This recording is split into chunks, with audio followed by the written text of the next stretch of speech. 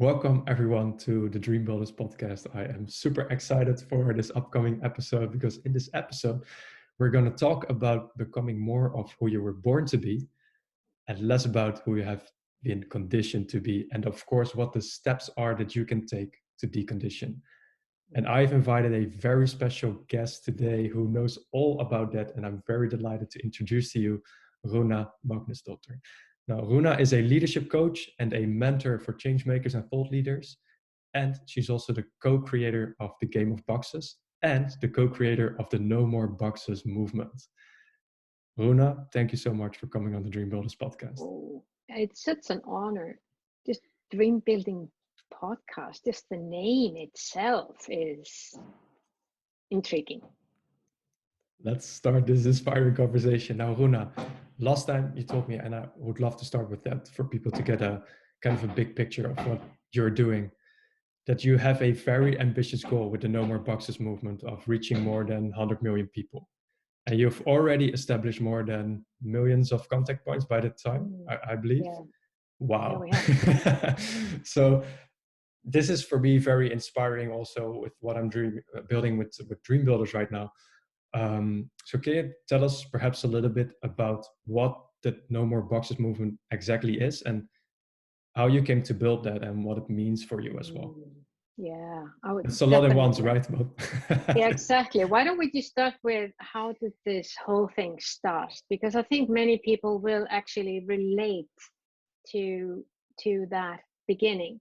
So back in 2017, I was invited to speak at the United Nations along with my Changemakers.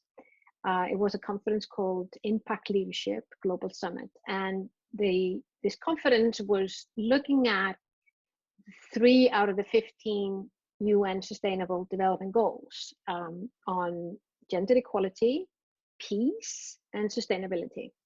And on one of the panels, one of my changemakers and now the co-creator of the movement, Nick Haynes, he gets this question. And the question was, despite all the laws and regulations and all the work that we've been doing in the world for gender equality, why have we not reached it?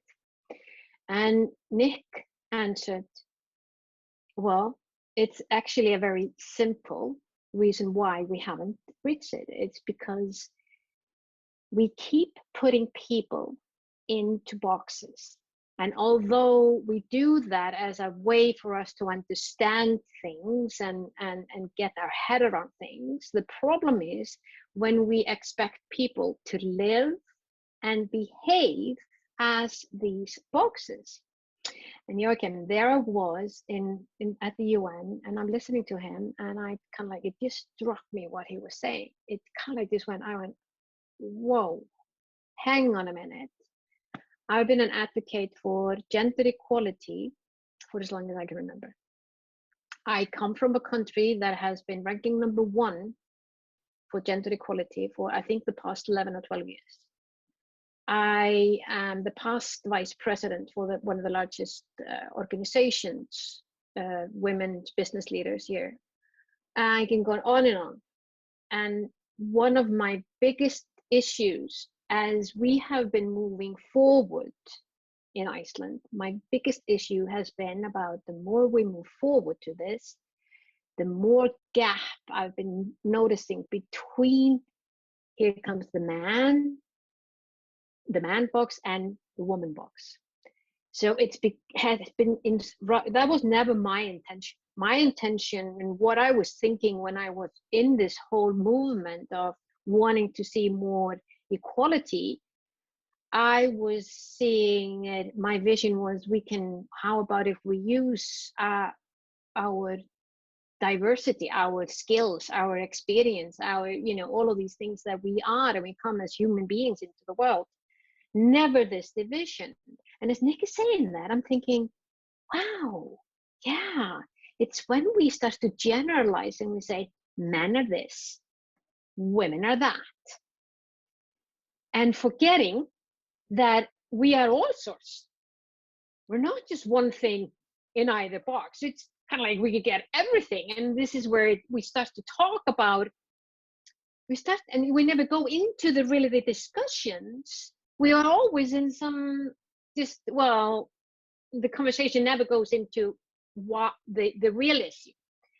So he's there, and I'm sitting there and thinking, listening to him, and he goes, then, well, what if you were a man and all you love is to be a family man? You love to take care of children, you love to teach, to nurture, and what happens to you? He says, you're judged.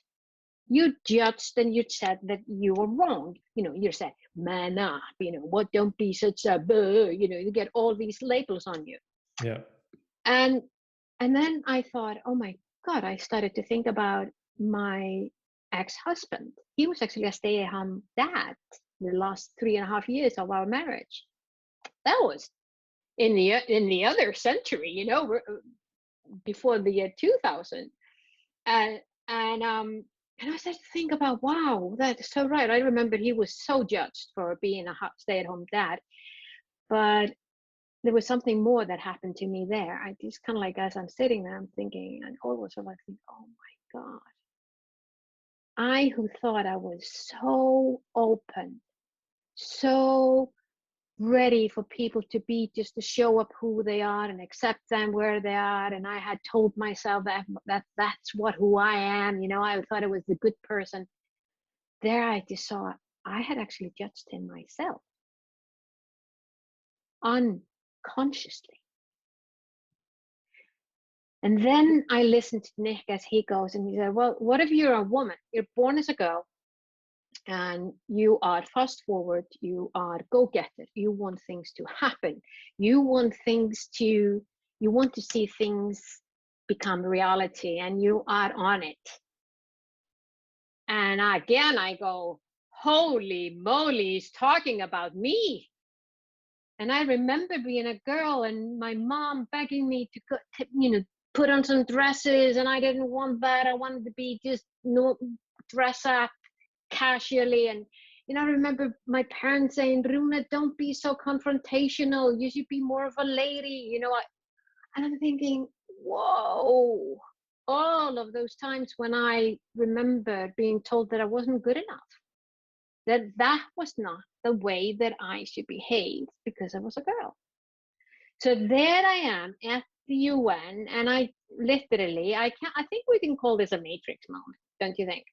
Definitely, 100%. And it's kind of like going, holy moly. And I could just literally feel something happen inside of me. So just a couple of hours later, we get the notification, there's a storm coming into New York. People are saying, okay, the conference is over. You go, if you can change your flight, change it now, go now. So quiz pass boom. Before I know it, I'm in the taxi with Nick.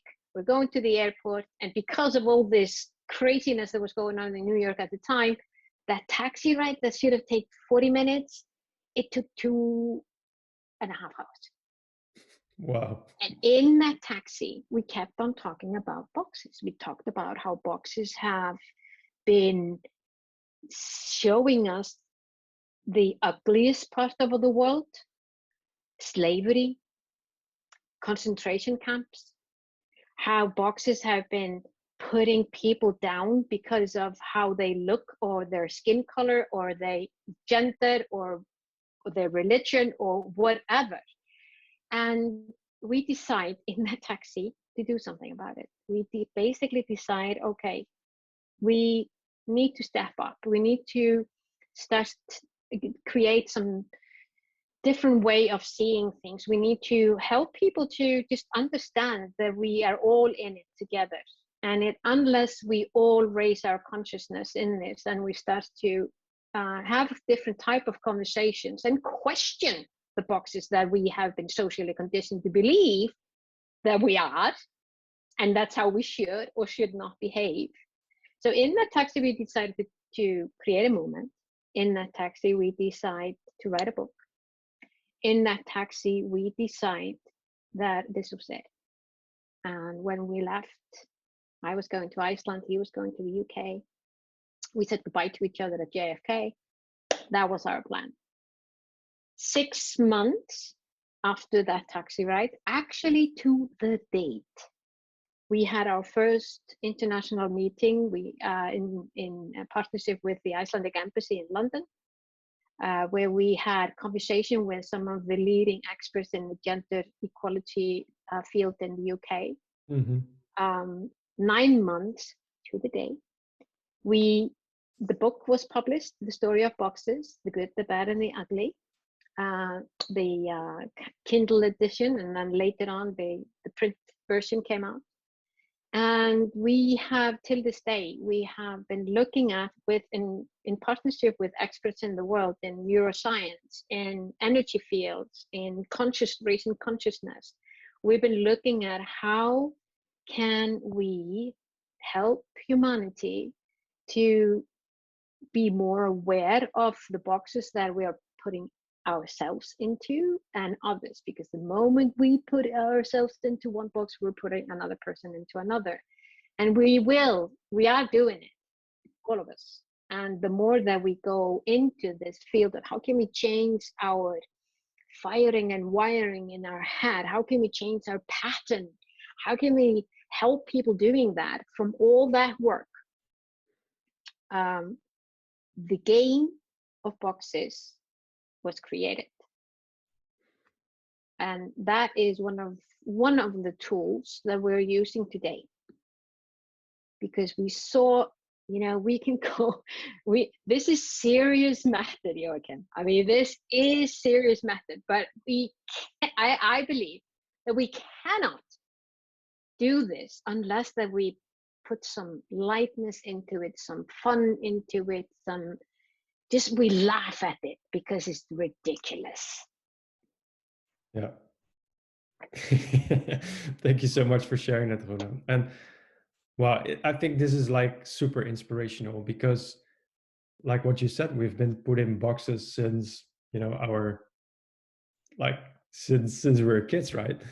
Yeah. So even before we're born. Yeah, exactly. They were already there. So it's very difficult to get out. And like what we were talking about last time, I also remember when I was in high school, even the boxes are already present. Like we have like the popular girls, there are the nerdy guys, and where do you want to belong? Where do you want to fit into? Do you want to belong or fit into one of those boxes? I think it's a very human thing that we want to belong, that we want to be safe, we want to be, feel that we are valued, that we want to be understood. I think it's very, very, very, very human thing to do. And those are the drivers that, like, they're invisible, but they drive us into the boxes. Yeah. Key point. Now, I would love to know a little bit more about the game, because you're already touching upon it. And I'm sure the game, like, you can perhaps tell a little bit something about how people can actually identify that they are living inside a box, or that they are living their conditioning. I think that like we know it's present, but are there some symptoms for people to like, oh shit, now I'm in a box, I really want to get out of that and be myself, live out who I am, right? Yeah, I think we do this so unconsciously. We're so programmed to this. It just, I don't know if you noticed it, just when you said the popular girls and the cool guys, you already did not exactly give women chance to be cool or guys to be popular. So you see, we do this automatically, because in our minds, you probably see the popular girls and you see the cool guys. Yeah. You see, so that is just part of your program. Yeah, I actually see it quite on the opposite when I think about it, but that's just my program. And we do this, and we how do we notice it? It is basically every time we talk about the other people. Every time we do that, we're boxing. And believe me, we do this, I don't know how many hundreds all the time. In one day, yeah. And it's like and it's so embedded in us that we do not notice it. And I think I can give you one story that I thought was really interesting, because I love having conversation with people around this. And one day when I was doing a workshop, and one of the things that I do in my workshop is that I ask people to just spontaneously think about, what are the 2 to 3 things that pop up in your mind? The first thing that pops up in your mind when you think about men, go, and they write it down. And then what are the 2 to 3 things that you pop up in your mind when you think about women? Boom, go, they write it down. And then they share it on Mentimeter, so we get these like clouds, word clouds, and we start to see the stereotypes. And which we then can go and say, right, so men are strong, men are leaders, men are, all of this. But then you go, well, what if you're a man, you're not strong? Yeah. Mm-hmm. What if you're a man and you're not a leader? You don't see yourself as a leader. Mm-hmm. And then it comes with women. It's so I can almost puke when I see this. Women are considered to be caring, collaborative, beautiful. And what if they're not? What if you're not? But you're conditioned to be so. You're judged if you're not. You are, even today, with the whole notion of women empowerment and women in leadership, you're actually hired because people assume because you're a woman, you're going to bring in more collaboration to the workplace. See how big this is? Yeah. Yeah. So we do this all the time. And when it comes to the game, because we just saw that, like I said before, we needed to do this in a enlightening way. We needed to do this as well, that we could be in a high vibrational state, that we could be open and laugh when we see, no, I don't believe it, that I had this notion, in mind. That it, although it's serious, that we can go to that place. And therefore the game of boxes, which actually came to me during just last year. I was out on a walk in the middle of it was the second wave of COVID coming into Iceland at the time. And all of the restriction again, and you're out there and you're thinking, how are we going to do this? How are we going to be playing this? We can't meet, we have to do. And this idea pops up in my head. Expansion. How do we expand? How can we expand our mindset? How can we challenge our mindset? How can we break free from this? And money comes into my head. And I think, okay, so how can that's one thing that I personally would love to smash, is my money box. And I get this idea. So I in my walk, I sent Nick a text. And I said, Nick, how about we do this as a game? And I get immediately reply, sounds fantastic. Tell me more. So that's how we started it. That was in, I think, September last year. Yeah, late September. We decided to do a trial. We did a trial with over 100 people in November last year.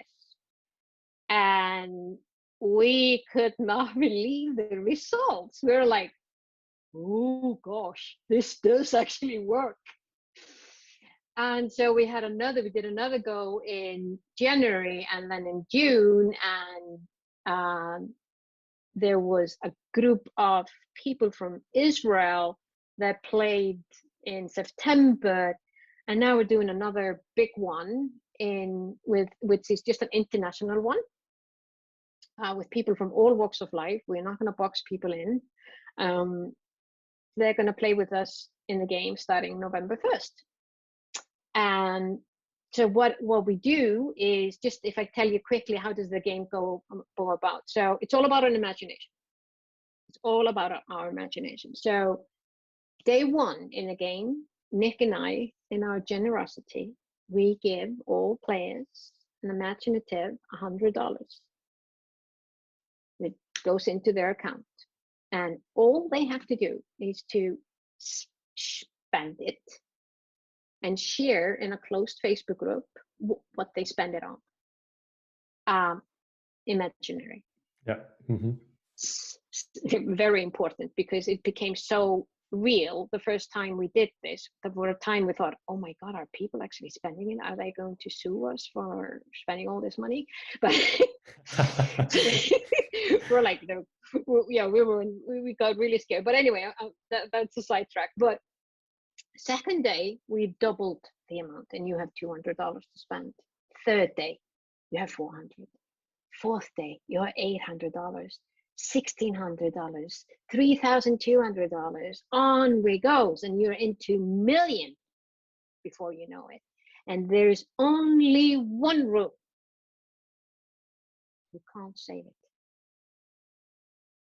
You can I love invest. that. You can invest. You can Mm-hmm. you can start to collaborate with other people. You can start to create your own little funds. You can start to do whatever, but you can't put it into like, this is going to be my, retirement fund or whatever. No, that can't do that. And here's what happens. What would you say, just when you hear me explain this game, what do you see, Jochem, will happen? Well, what I can imagine, I don't know what happens, but what I can imagine is that there is so much creativity opening up for people that they start thinking in a whole other ways of abundance and starting to collaborate with one another and so on. So I think that part of creativity often is a kind of a money block for ourselves. But when money is kind of no issue and you start doubling and doubling and doubling and doubling and doubling, you're like, oh, wow, I actually have never thought about that idea or this idea or that project, and now let's start implementing it. So exactly. Yeah. And I for myself, in the first game that we did this, because Nick and I've been playing with people, we're not just the facilitators, we're playing with them.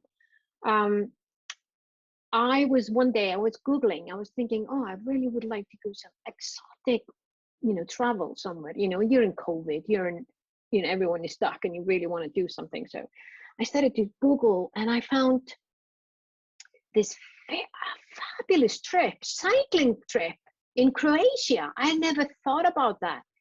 And I cycled around Iceland last summer, or the summer 2020. And so I was all intrigued, and I thought, whoa, this is so cool. So I looked at how much it cost, and I decided, okay, I'm going to buy the ticket today for me, knowing, of course, at that time, I knew that tomorrow I'm going to have double the amount, so I can then invite my partner to come with me, which I did in the game. And this was a trip that I probably would never have even Googled. I would not even have checked. Is it possible, Here's the fun thing of this. This trip just did not leave my mind. I just thought, I want to go on this trip. So you booked it. I actually want to manifest this trip, but it was quite expensive. It was actually quite expensive. And I was thinking, well, I could save up, it's really, but what I did was started a process, decided, okay, I'm going to do this.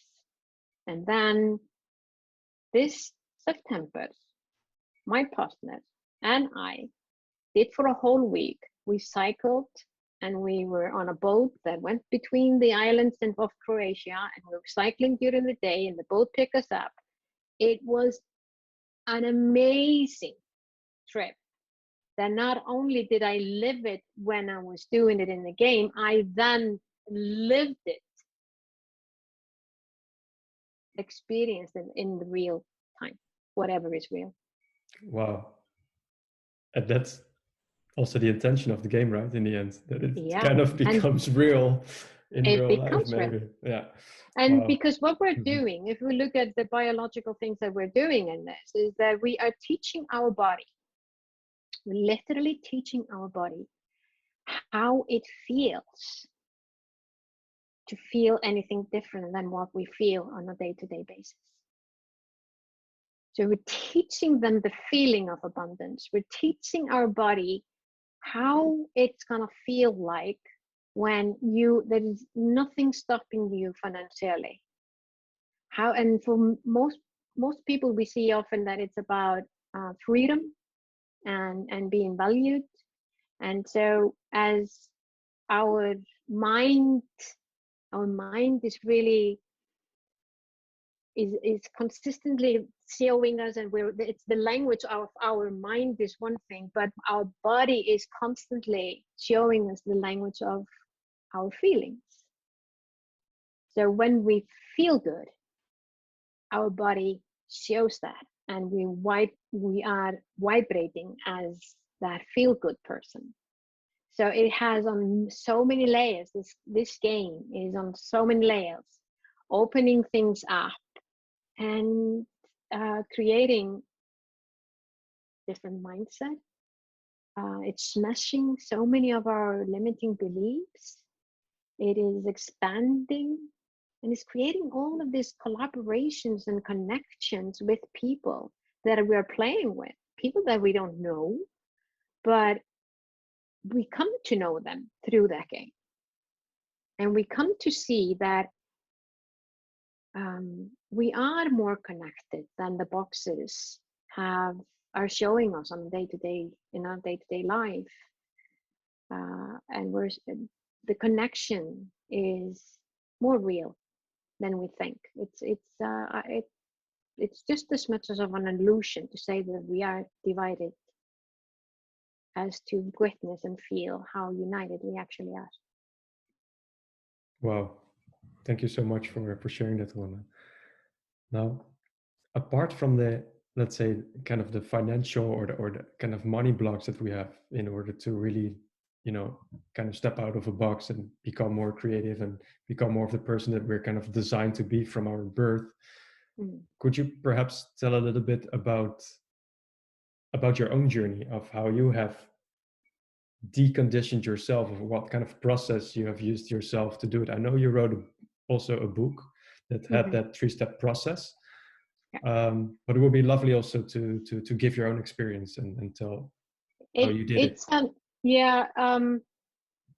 I feel I'm just on the journey like you, and I often see the box in a form of an onion, and the layers that I can take off as I dare to be. I'm bold enough to show up more authentically. I'm bold enough to stand up for myself and others when I see someone is not being treated as I feel he or she should be treated. That I am bold enough to raise my hand when I feel is that questioning things that people often don't question because they've been told. So I don't think I'm the more that I do that, and you know how it is when we're picking an onion, and when it can be painful.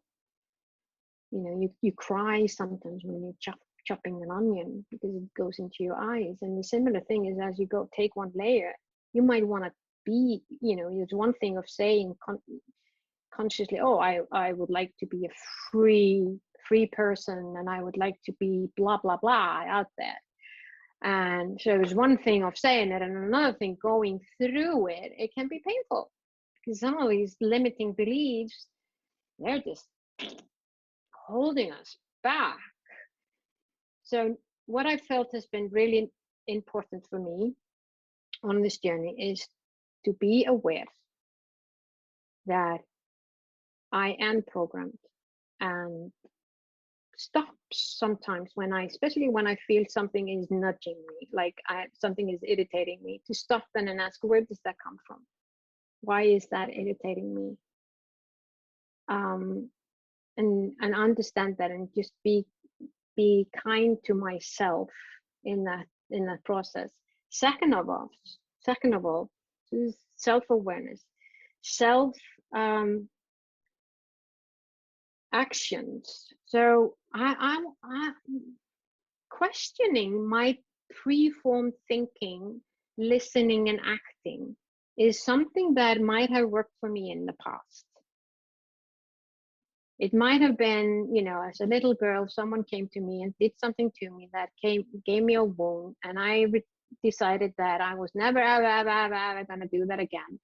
I need to just be aware that, yeah, that worked for me then, and what is actually going to work for me now. For me, that is really related to who do I want to be and to become. So my questioning, my preformed thinking, listening, and acting needs to be related to who do I want to be. Because then I can decide how do I want to react to things, if I need to react to anything, really. So the second and the third thing is have humor. A lot. 100%. Yes. If there is one thing that I've learned, I am never going to get out of this life alive anyway. Why make it all so serious? That has been probably the thing for me that have helped me the most. And even in the darkest hours when I really just want to cry, even,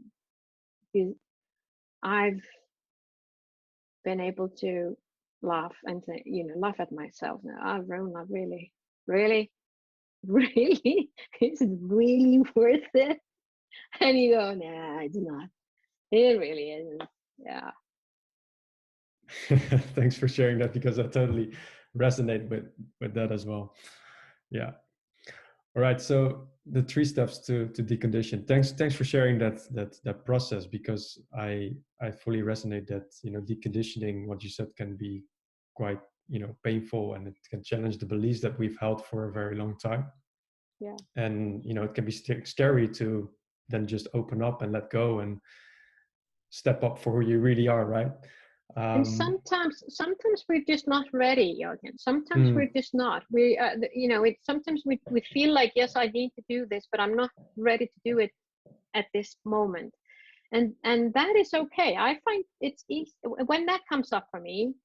There are 3 things that I look at. I look at, okay, do I want to live in this box? Yeah. Do I just want to live in it and then decide how I'm going to do that? Do I want to love this box? Do I actually going to do a conscious choice? I'm just going to love this box. Or do I want to leave it? So live it, love it, leave it. So powerful. Yeah, so powerful. Now, Runa, I want to move into, I think, the kind of last question that I would love to ask you is, once we have been, it's not like once you have been deconditioned, but it's like, what has been the most important lesson for you in order to really, start living out who you truly are, like living your purpose and really start pursuing your dreams? Like, what has been the key for you in order to pursue that life? It was, I think, okay, I'm going to just answer by the first thing that it comes up for me when you ask me that question. It's when I realized that I'm not one thing. When I realized that probably the most courageous thing that I can do is to accept that my purpose today, and I can be really aligned with my purpose today, doesn't necessarily have to be the purpose tomorrow. And it is that when you realize, wow, I used to think this was it, but now I'm not really aligned with it anymore. And it's not really serving me anymore. It's not really giving me that feeling that I used to have. It's actually putting me down. It's like I'm just on a repeat or whatever it is. And just to be brave enough, bold enough to accept that and then go back and say, okay, so what really excites me today? And have the courage to move that way. And that comes, those three things, live it, love it, leave it, pops up then. Yes. Mm-hmm. Was it just an aha moment that I want to look into and just keep that and work on maybe? And maybe, okay, I'm going to leave it as, I'm going to live it as it is.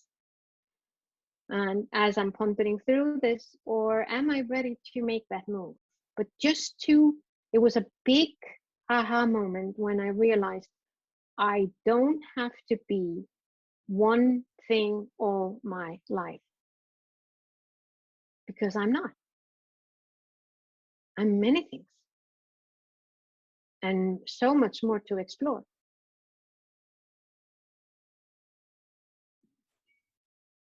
Yeah. Thank you so much for sharing it. I think it's a super powerful message for everyone, like to keep flexible, be open, and take what you said also, like that kind of like follow your excitement, right? Follow inspired action forward every day. And it doesn't matter that your purpose from 1 or 2 days ago, like perhaps you don't like it anymore, but then follow your excitement indeed. I think that's very, and very I know cool. this is so opposite to anything that has to do with personal branding, which has been my field. Because in personal branding, we do talk about, what is that one thing?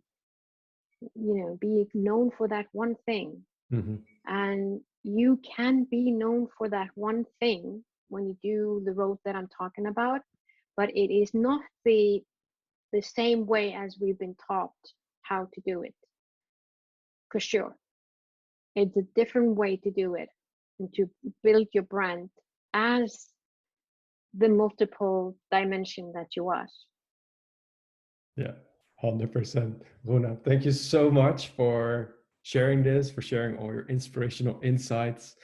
Of course, before you go, please let us know what the best places are that people can find you and your work, your social Play media with links. us the game of boxes. You go to thegameofboxes.world, and that's where you can sign up and play with us in November. Or if you want to set up a game for your team or for your organization, we can do that as well. Or check with me. I am Rúna Magnús, RUNAMAGNUS.com. That's my personal website. Awesome, Runa. I'll make sure that we drop all this information in the show notes below. And I'm going to encourage everyone to play that wonderful game. Magic is going to happen there, I'm sure. Runa, thank you once again so much for all your energy and the insights for this wonderful conversation. And I hope to be seeing you soon in real life. Likewise. Yeah, thank you.